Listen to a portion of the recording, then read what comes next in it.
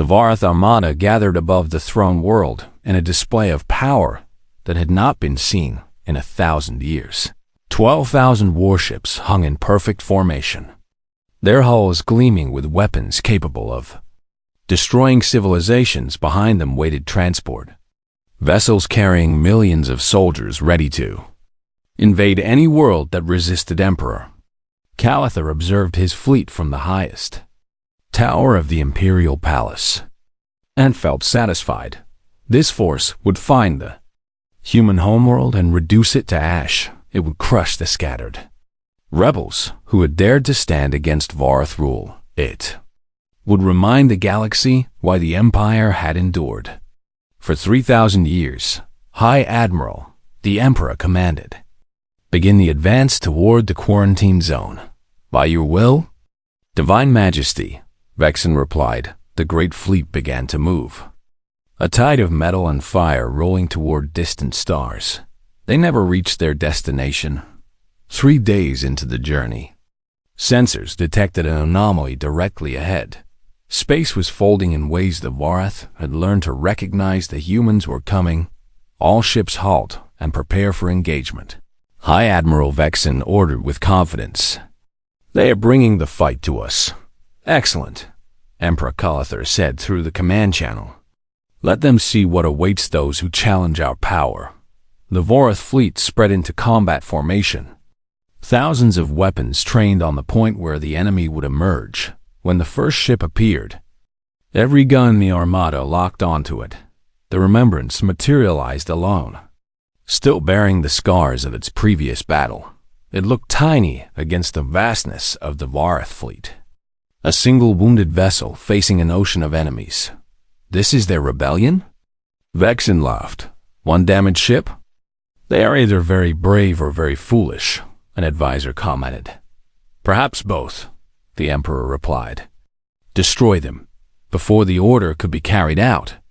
Captain Eunice Yang's voice echoed across all frequencies. Emperor Calathar, she said calmly, I have something to show you. Behind the Remembrance. More ships began appearing. Human vessels emerged first. A dozen craft of various sizes, all built with the same angular determination as the original. Then came ships of different designs. Morwen cruisers with their distinctive blue hulls slipped out of folded space. Keth swarm carriers disgorged clouds of smaller attack craft that moved like living things. Hollow ones materialized as vast crystalline structures that pulsed with strange energy.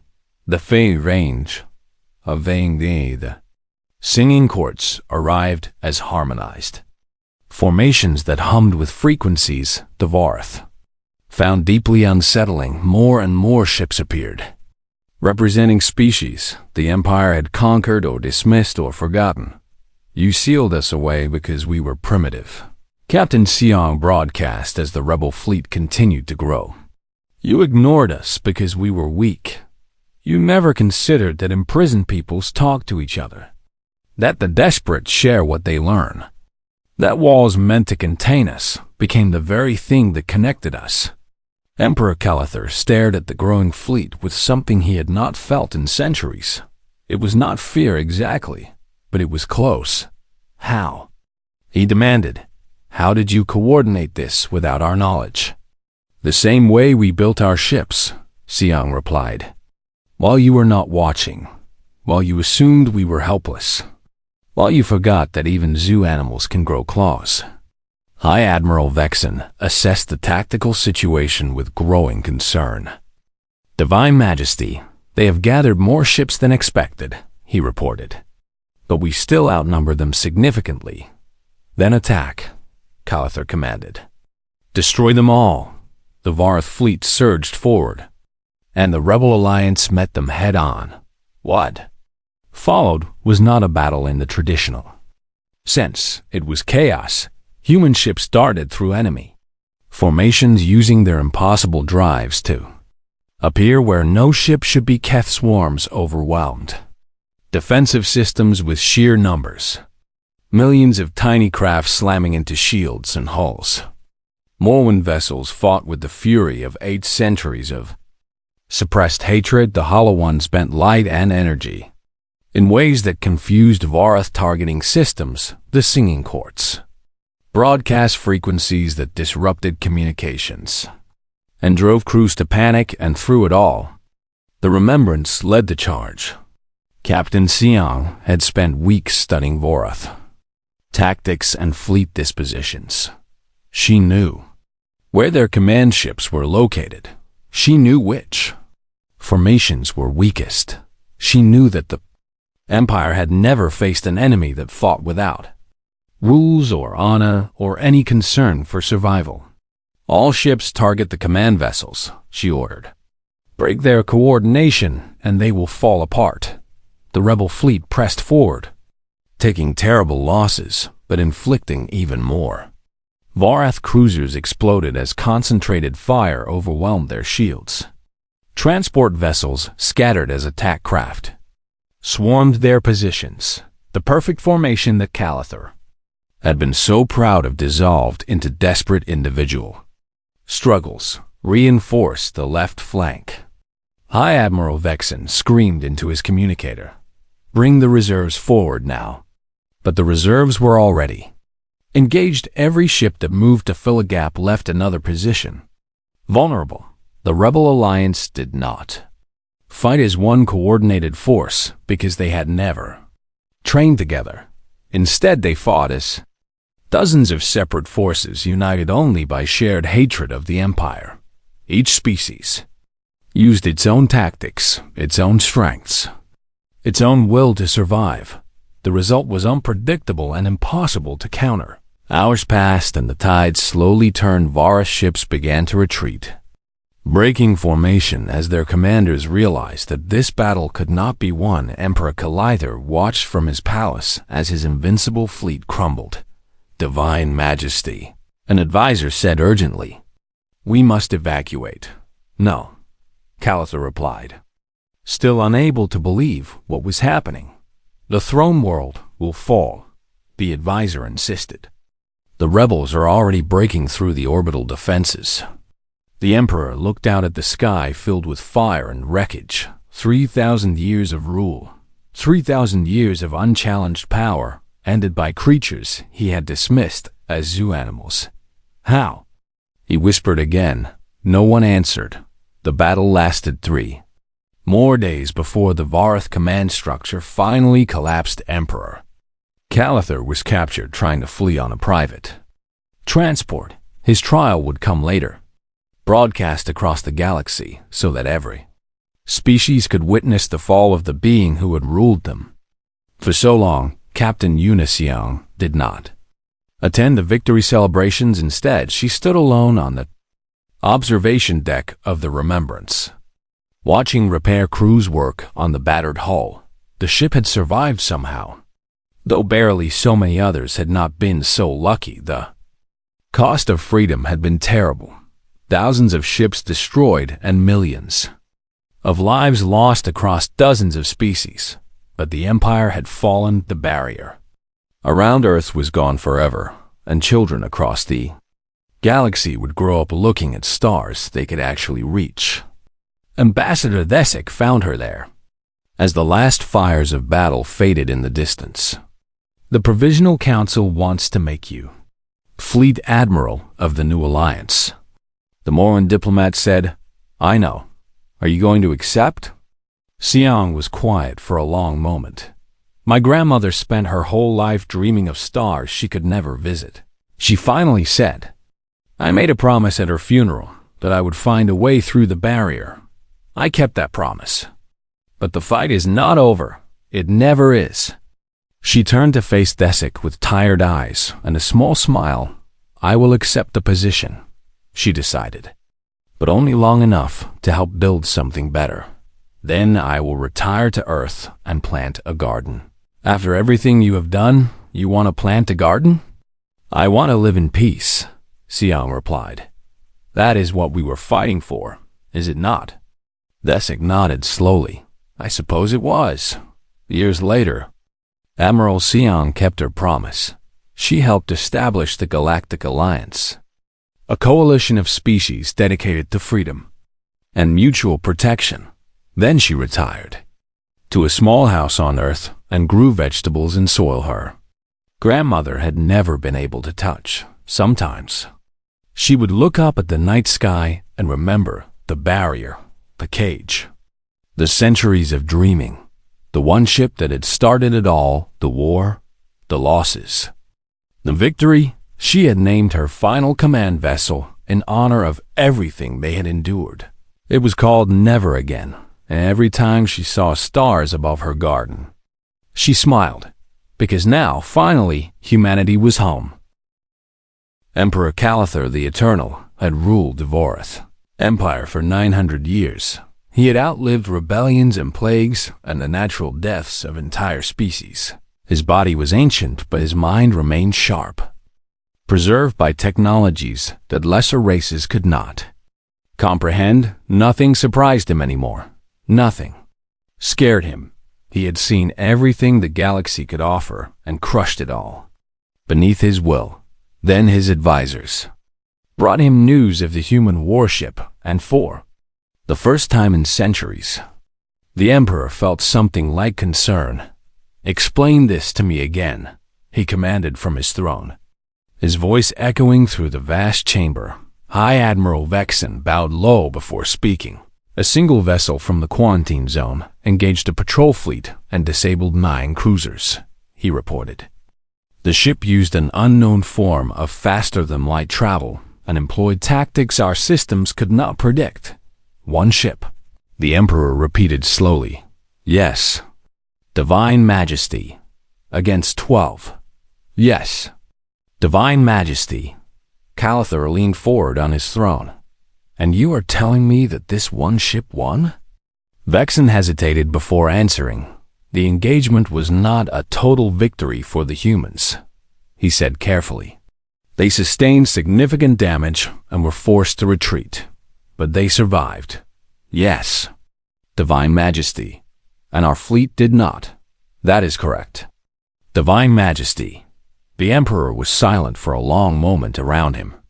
Advisors and generals and priests of the Varth imperial cult held their breath and waited. "I remember when we visited that system," Calathar finally said. "I was young then, barely 300 years old." He smiled at the memory.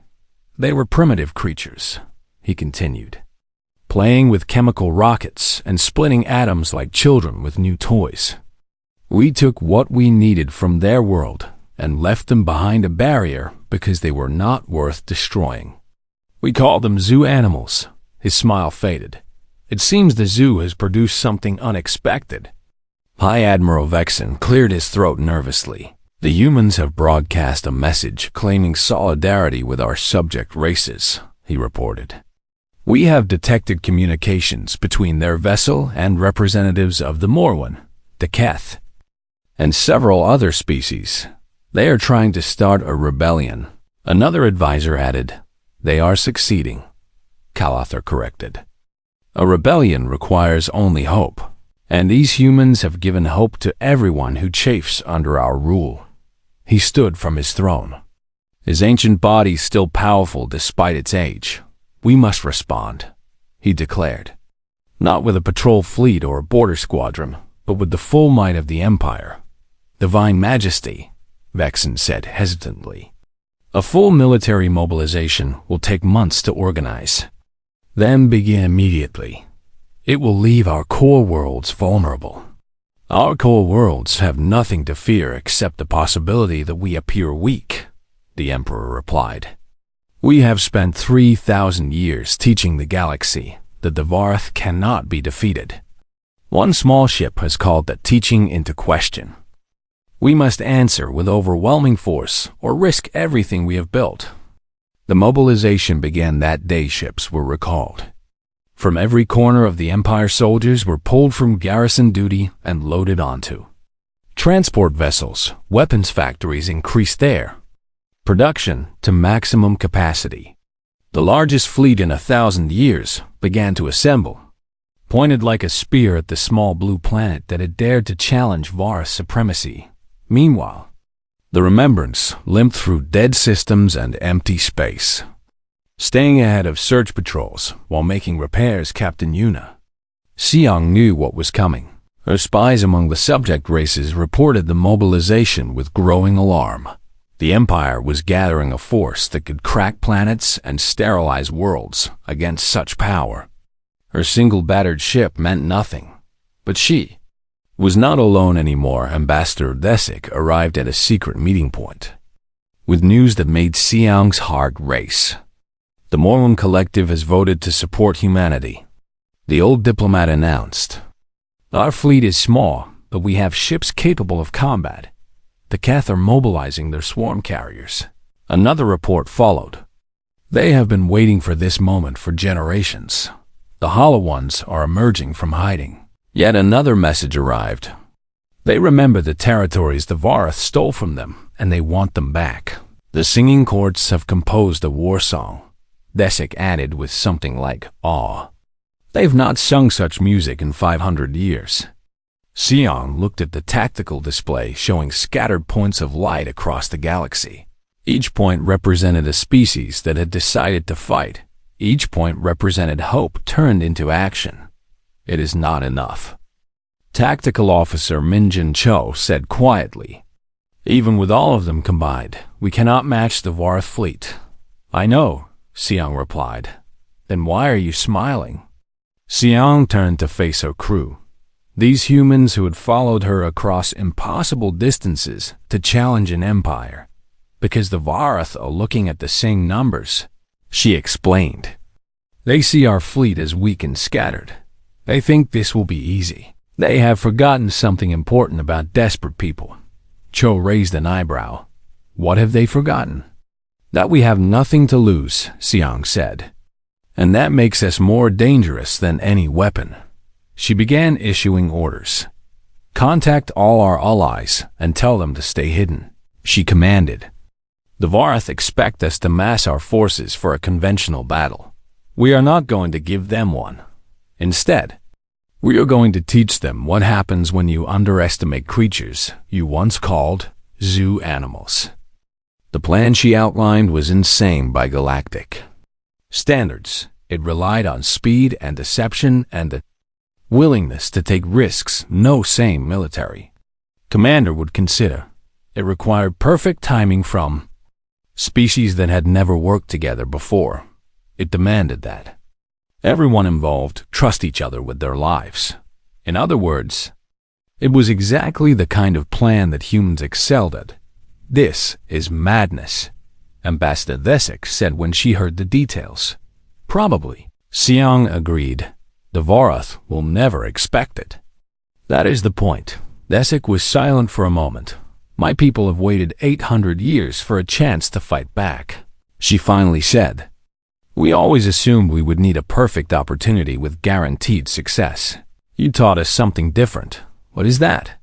That sometimes the best weapon is the willingness to try even when success is not guaranteed. She extended her hand in the human gesture of agreement. The Morwins stand with humanity, she declared. Whatever comes next. Xiang took her hand and felt the weight of history in that simple touch. Two species, strangers until weeks ago, united against an empire that had ruled for 3,000 years. It should have been impossible. But humanity had spent 2 centuries learning that impossible was just a word the powerful used to keep others from trying. Then let us show the Varath what impossible really looks like. Xiang said the gathered fleet began the move, slipping through shadows and dead zones toward a destination the Empire would never expect. The final battle was approaching, and humanity intended to make it one the galaxy would never forget. The news spread through the galaxy like fire through dry grass. A single ship from a quarantined world had defeated a Varath patrol fleet. The story was impossible, but the evidence was undeniable. 9 cruisers drifted dead in space, and their surviving crews told tales of a vessel that moved like no ship should move, commanded by creatures the Empire had dismissed as primitive animals. High Command tried to suppress the information, but too many witnesses had seen the aftermath trade ships carried. Whispers from station to station. Diplomats shared rumors in quiet corners. Soldiers spoke in hushed voices about the species that had broken free from its cage and drawn blood from the Varth war machine for the Vaya.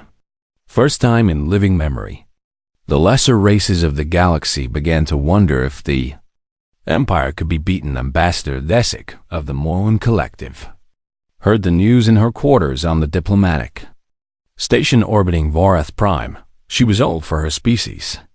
Her blue skin faded to pale gray, and her movements slow with age, but her mind remained sharp, and her hatred of the Empire burned as bright as ever. The Morwen had signed their protection treaty with the Vorath 800 years ago. Protection meant paying tribute and following orders and watching Vorath soldiers patrol Morwen worlds. Protection meant bowing to creatures who saw her people as useful servants and nothing more. Desik had spent her entire career smiling at Vorath officials while dreaming of the day their empire would fall. Now, she stared at her communication screen and wondered if that day might finally be approaching. She made her decision quickly, using encrypted channels that the Morwen had maintained in secret for centuries. She sent a message into the void. To the vessel Remembrance, she transmitted, "I am Ambassador Desik of the Morwen Collective, and I wish to speak with your captain." The reply came 3 days later from a location the Vorath sensors had not detected. Ambassador. Captain Unisiang's voice said through the static, "We have been hoping someone would reach out." Desik felt her heart racing as she spoke with the human commander. She learned that the Remembrance was damaged but operational, hiding in a dead system while it made repairs. She learned that Earth had more ships but not many. Perhaps a dozen vessels capable of interstellar travel. She learned that the humans had not come to conquer, but to deliver a message. "We spent 200 years behind a wall," Captain Siong explained. "We spent 200 years watching the universe and being unable to touch it, and all that time we asked ourselves one question." "What question?" Desik asked. "How many others are trapped like we were?" The human said, "How many species live under Vorath rule and dream of freedom they will never taste?" Desik was silent for a long moment. "More than you can imagine," she finally answered. "The Morwen have served the Empire for 8 centuries, and we are not the oldest subjects by far." "Then help us," Captain Siong said simply.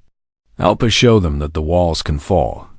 Desik was not the only one who reached out. Over the following weeks, secret communications arrived at the Remembrance from species across the galaxy. The Keth, insectoid creatures whose hive worlds had been harvested for resources since before human recorded history. The Hollow Ones, silicon-based beings who existed in the vacuum of space and had been driven from their ancient territories by Vorath expansion. The Singing Courts, a collective intelligence that spoke through music and had been forbidden to sing certain frequencies that the Vorath found unsettling. All of them had suffered under Empire rule. All of them had watched the news of the human victory with desperate hope. All of them asked the same question that Desik had asked. "Are there more of you coming?" Captain Siong sat in her damaged ship and considered the weight of their expectations. Chief Medical Officer Su Yan Beek found her in the observation deck late one night, staring at distant stars. "You have not slept in 3 days," Beek said gently. "Even human determination has limits." "I know," Xiao replied. "I keep thinking about the choice we have to make." "What choice?" Xiang turned to face her old friend. They had grown up together in the same district on Earth. Children who watched the barrier shimmer overhead and swore they would find a way through. Now they were both far from home, carrying the hopes of their people on their shoulders. "We could retreat," Xiang said. "We have proven that the Empire can be hurt, and we could use that reputation to buy time." "Time for what?" "To build more ships and train more crews and become strong enough to face them properly." Beak nodded slowly. That would be the wise choice. She agreed. But you are not going to make it, are you? Siang smiled, though there was no joy in it. I keep thinking about those messages, she said. All those species reaching out to us, asking if help is coming. We cannot save everyone. No, Siang agreed. But we can show them that someone is willing to try. She remembered her grandmother, who had been a child when the barrier first appeared. Her grandmother had spent her whole life looking up at stars she could never reach. She had died believing that her grandchildren would do the same. Siang had promised at that funeral that she would find a way out. She had kept that promise. Now she had a chance to help others keep similar promises. I'm going to broadcast a message, she told Beak, on all frequencies. In every language we can translate. What will you say? The truth, Siang replied, that humanity stands with everyone who suffers under Empire rule and that we are coming to help. Beak was quiet for a moment. The Varth will respond, she said. They will have to respond, and they will come with everything they have. I know. We might not survive. I know that too. Beak reached out and took her captain's hand. Then I suppose we should make the message count. The broadcast went out the next day on every frequency the remembrance could reach. Captain Unisiong spoke in simple words that needed no translation. To all who suffer under Empire rule, she said. Humanity stands with you. We were caged for 200 years and we broke free. We were told that resistance was impossible and we proved them wrong. We are one ship with a damaged hull and a wounded crew, but we are not afraid. More importantly, we are not alone. To the Mormon and the Keth and the Hollow Ones and the Singing Courts and every other species that dreams of freedom, we are coming, and we remember everything. The message echoed across the galaxy, in palace chambers and slave quarters and secret meeting rooms. Creatures of 100 species heard the words of the human captain. Some wept with hope, some trembled with fear, and deep in the heart of Varth Prime, an ancient emperor finally turned his attention to the creatures he had dismissed 2 centuries ago. The game had changed, and humanity had just made itself the biggest target in the galaxy. Captain Unisiong stood on the bridge of the Remembrance and watched 12 enemy warships move to surround her. She was not afraid. Fear was something she had burned out of herself long ago. Along with doubt and hesitation and mercy, the Daughter of Earth had come to deliver a message. And she would deliver it even if the cost was her life. Captain, said Tactical Officer Minjun Cho from his station. Enemy weapons are charging. I see them, Siong replied calmly. Hold position until I give the order. Chief Engineer Dae Young Park spoke through the internal communication system from deep within the ship. Engine room is ready. Captain, he reported. The drive is stable, and we have full power available. Thank you. Dae Young.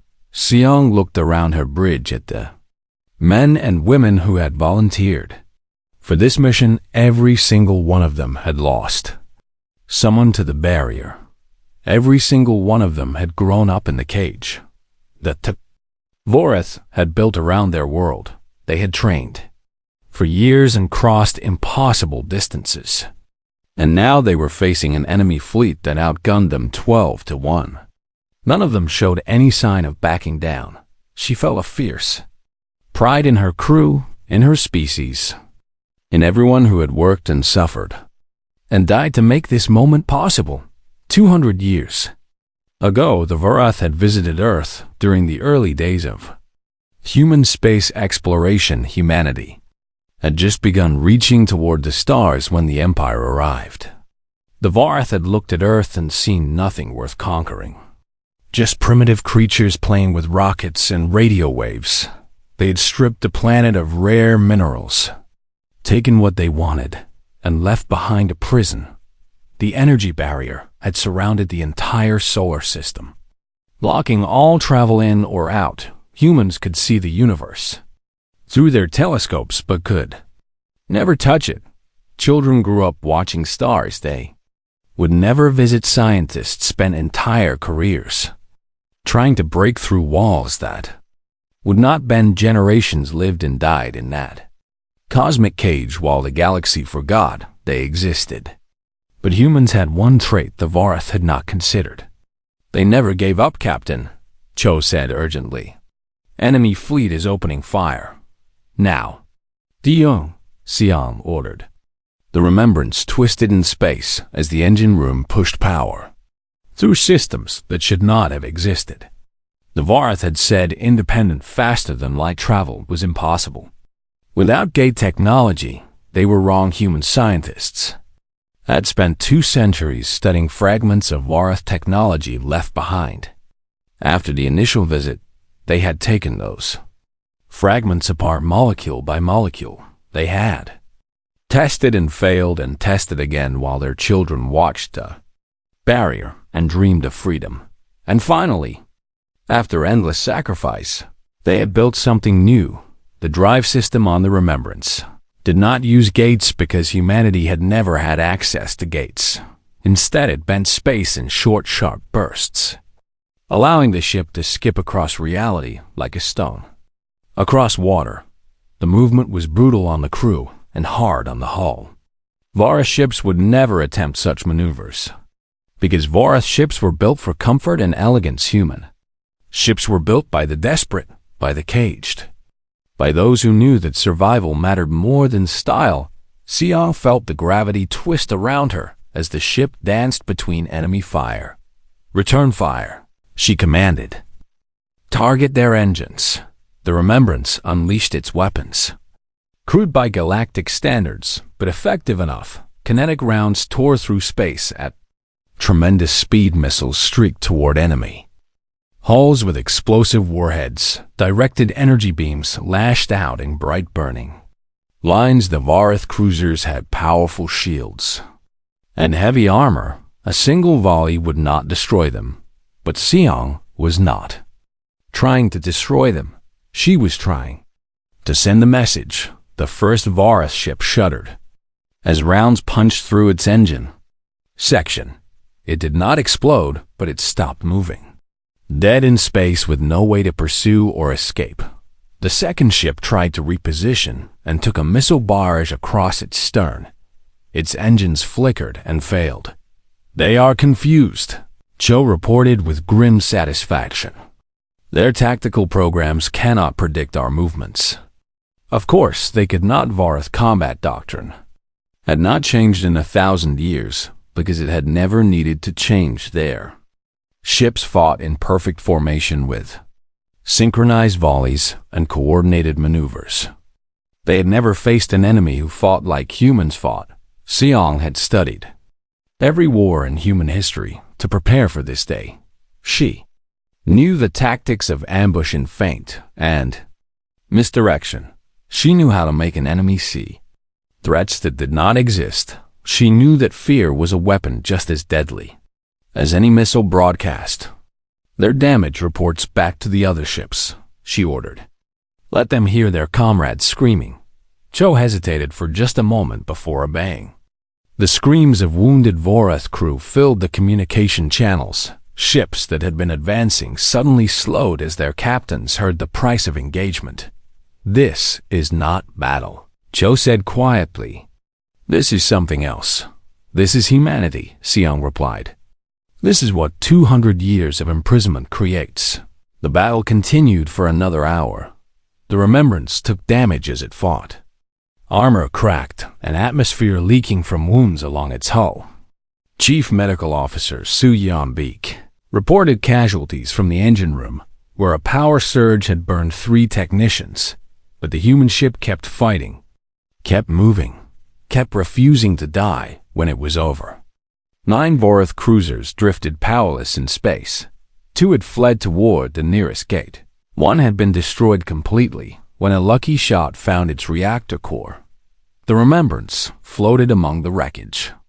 Battered and bleeding but victorious, Xiang allowed herself one moment of quiet pride before returning to duty. Damage report. She requested hull breaches on decks 4 through 7. Dae Jung reported from engineering. Drive system is operating at 60%, and we have lost 2 of our main guns. Casualties? 12 wounded and 3 dead, Su Yan answered, her voice heavy with grief. I have their names when you are ready. I am always ready, Xiang said. They will be remembered. She looked at the tactical display showing the scattered remains of the Vorath fleet somewhere out there. Distress signals were racing toward Vorath High Command. Soon the Empire would know that their patrol fleet had been defeated by a single vessel from a species they had dismissed as irrelevant. Soon they would understand that the barrier had fallen and humanity was free. And soon, Xiang promised herself, they would learn that this was only the beginning. Set course for the rendezvous point, she ordered. We have a message to deliver. The Remembrance turned away from the battlefield and slipped into the darkness between stars behind them. Vorath survivors watched the impossible ship disappear and wondered what they would tell their superiors. The zoo animals had not just escaped, they had declared war. Senior Monitor Kelfax had served at Border Station 12 for 40 cycles. And in all that time he had never seen anything worth reporting to High Command. The station orbited a dead star at the edge of Vora space, watching empty sectors where nothing ever happened. A species had ruled this region of the galaxy for 3,000 years, and no one challenged them anymore. The lesser races paid tribute and followed orders. And that was simply how the universe worked. Calfax was thinking about his retirement when the alarm began screaming. His 4 eyes snapped to the sensor display and his scales turned pale with confusion. Something massive was approaching, but it was not using a jump gate. That should have been impossible. Every spacefaring civilization knew that. Faster than light travel required the ancient gate network. The Vorath controlled the gates, and controlling the gates meant controlling everything. Yet here was something folding space on its own, creating ripples in reality that made the sensors flicker and fail. What am I looking at? Kelfax demanded. His subordinate, a young officer named Thiessen, worked frantically at her console. Unknown signature? Senior Monitor, she reported, her voice tight with fear. The energy readings do not match any vessel in our records. That cannot be correct. I have checked 3 times. The ripple in space grew stronger. And then something emerged from nowhere. Kelfax stared at the ship that had simply appeared in Vorath territory without permission or explanation. It was ugly by galactic standards. All harsh angles and thick armor plating. Strange symbols covered its hull in patterns. He did not recognize the vessel was broadcasting something in a language the translation systems struggled to decode. Where did it come from? Kelfax asked. Thiessen traced the energy signature back through space, her claws trembling as she worked. The origin point is in Sector 779, she said quietly. Kelfax felt his blood chill. Sector 779 was part of the quarantine zone, a region of space the Empire had sealed off centuries ago. He remembered the old records from his training. The Vorath had visited that sector long before his birth and found a primitive species on a small blue planet. The creatures had barely reached their own moon and posed no threat to anyone. High Command had ordered the system sealed behind an energy barrier as a nature preserve. A zoo for a species too primitive to matter. No one had thought about those creatures in 200 years. Are you telling me, Kelfax said slowly, that the zoo animals have escaped? Before Thiessen could answer, the translation systems finally decoded the alien broadcast. 3 words repeated over and over in a cold mechanical voice. We remember everything. Kelfax immediately sent a priority alert to High Command, attaching all sensor data and requesting instructions. The response came within the hour, and it was almost insulting in its casualness. High Command classified the vessel as a curiosity, probably built from stolen or salvaged technology. They dispatched a standard patrol fleet of 12 cruisers to Capture the ship and bring it back for study. The message ended with a note that Kelthax should not worry himself over primitive creatures who had somehow stumbled past their barrier. Kelthax watched the alien vessel drift in space, still broadcasting its strange message. He was old enough to know that High Command was often wrong, but never admitted it. Something about this situation felt dangerous in a way he could not explain. The alien ship was not running or hiding. It simply waited, as if it wanted to be found. 3 days later, the patrol fleet arrived under the command of Fleet Captain Varth. A decorated officer with a proud name, Kelthax, observed from his station, as 12 gleaming Varth cruisers surrounded the single alien vessel. The size difference was almost comical. Each Varth ship was 5 times larger than the strange angular craft, unidentified vessel. Fleet Captain Varth broadcast on all frequencies. You have entered Varth space without authorization, and you will surrender immediately for processing. There was a long pause. Then a new voice came through the communication systems, translated into Varth common tongue. It belonged to someone called Captain Unisong of the Earth vessel Remembrance. Fleet Captain, the voice said calmly, I am here to deliver a message on behalf of my people. You are in no position to deliver anything. Varth replied with amusement. Surrender your ship and prepare to be boarded. Before you make that decision, Captain Siong continued, I want you to see something. The alien ship began transmitting data packets, and Kelthax watched them arrive at his station. He opened the first file and felt his heart stop. Images filled his screen showing the blue planet from the old records, but these were not peaceful nature footage. He saw cities darkening as the energy barrier blocked their sun. He saw children pointing at stars they would never reach. He saw scientists growing old and dying while trying to break through the prison the Varth had built around their world. He saw generations born and buried inside a cage they had never asked for. The files went on and on. 200 years of suffering documented in terrible detail.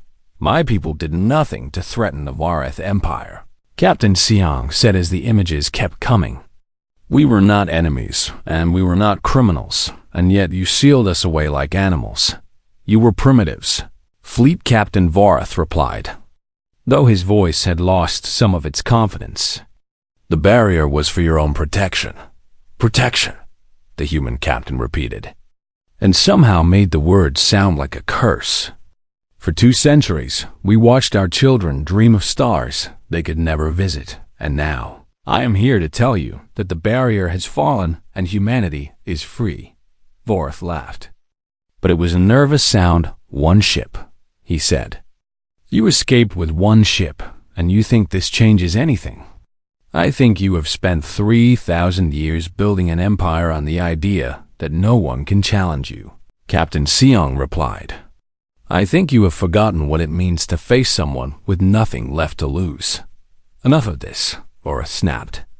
All ships fire at will and disable that vessel.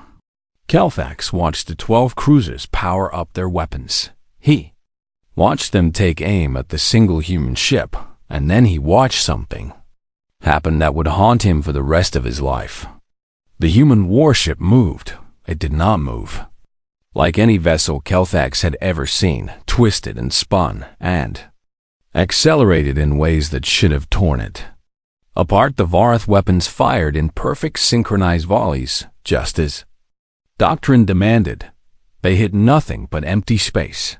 The Remembrance was already somewhere else, already firing back, already teaching the Varth Empire a lesson it had avoided for 3,000 years.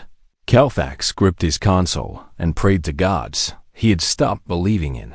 The zoo animals had indeed escaped, and they were very, very angry.